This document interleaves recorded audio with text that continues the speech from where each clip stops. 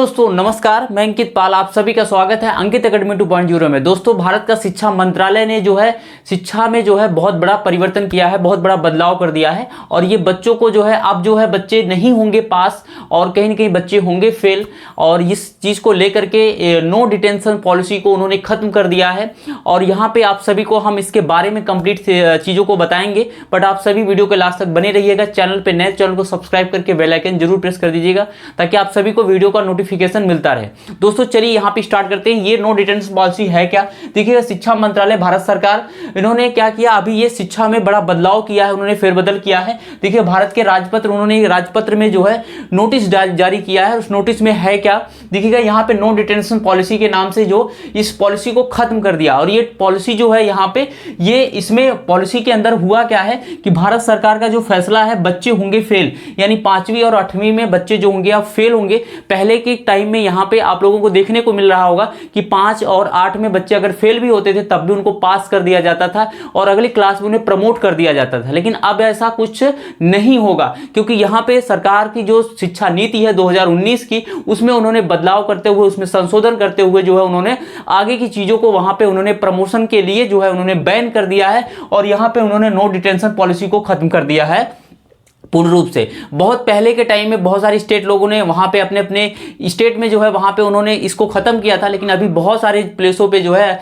ऐसा नहीं हुआ था। लेकिन अब उन्होंने पूर्ण रूप से पूरी की तरह पूरी ये उन्होंने बंद कर दिया है कि भारत सरकार में अब जो 5वीं और 8वीं में बच्चे जैसे बहुत ज्यादा कमजोर बच्चे होते थे, बहुत कमजोर, बहुत वीक होते थे, एग्जाम दे करके पास नहीं होते थे, तो उनको प्रमोट कर दिया जाता था। लेकिन अब ऐसा नहीं होगा। अगर अब उन्होंने मंत्रालय ने कहा है, शिक्षा मंत्रालय ने कहा है कि अगर कोई बच्चा फेल होता है 5वीं और 8वीं में, उन्हें आगे की क्लास में प्रमोट नहीं किया जाएगा, क्योंकि वहां पे जो है बच्चे को अगर प्रमोट कर दिया जाता तो बच्चा आगे जाकर के कमजोर हो जाता। उसको 12th और 11th अगर उसका बेसिक नहीं मजबूत होगा तो आगे चल करके दिक्कत होगी, बहुत प्रॉब्लम होगी और आगे चल करके बोर्ड वगैरह में फिर फेल हो जाता है।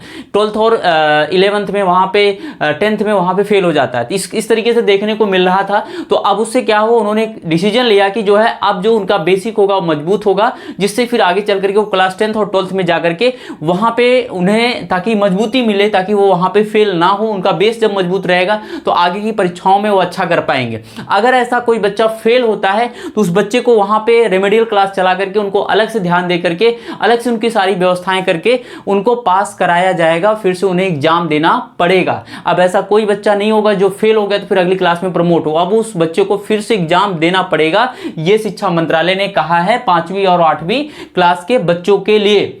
और बहुत सारे अभिभावक अभी इस नोटिस पे जो है बहुत सारे खुश होंगे और बहुत सारे जो है नाराज भी हो सकते हैं यहाँ पे। तो आपके हिसाब से क्या है, यहाँ पे क्या लगता है कि ये फैसला जो लिया है शिक्षा मंत्रालय, ये सही है या गलत है? क्योंकि बहुत सारे बच्चों को आपने सीबीएसई बोर्ड में देखा होगा, बहुत सारे जो यहाँ पे एक एक्ट है, देखिएगा आरटीई एक्ट, जो आरटीई एक्ट है, ये आरटीई एक्ट जो है 2009 में जो है इसमें बड़ा बदलाव किया। आरटीई एक्ट जो है 2009 वाला जो ये एक्ट है, ये 2009 में एक डिसीजन लिया था यहाँ पे शिक्षा मंत्रालय कि जो है वहां पे अगर कोई ऐसा बच्चा है जो फेल होता है 5वीं और 8वीं में, तो उनको फेल ना करके उनको बल्कि अगले क्लास में उन्हें प्रमोट किया जाएगा। और ऐसा नहीं कि वो फेल हो गया तो उसी क्लास में वो रहेगा, तो उसे अगली क्लास में प्रमोट किया जाएगा ताकि उसके दिमाग में एक मानसिकता गलत की भावना ना उत्पन्न हो, अपने आप को जो है आगे की तरह उसका मन जो मनोबल हो और बढ़े।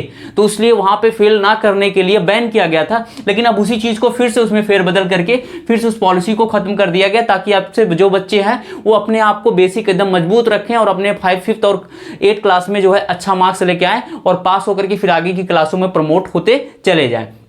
तो ये देखिएगा आरटी जो एक्ट था 2009 में, ये बड़ा बदलाव हुआ है। अब 2009 का शिक्षा नीति आया है, उसमें संशोधन किया गया और संशोधन करने के बाद से ये डिसीजन लिया गया है। अब इसे 2024 में आपको अप्लाई करने किया गया है। अब जो है यहाँ पे 5 से 8 तक के जो बच्चे होंगे, 5 यानी 5 क्लास के और 8 क्लास के बच्चे हैं, उन बच्चों को जो है वहां पे अब जो है उन्हें एग्जाम दे करके पास होकर के फिर आगे की क्लास में उन्हें प्रमोशन मिलेगा।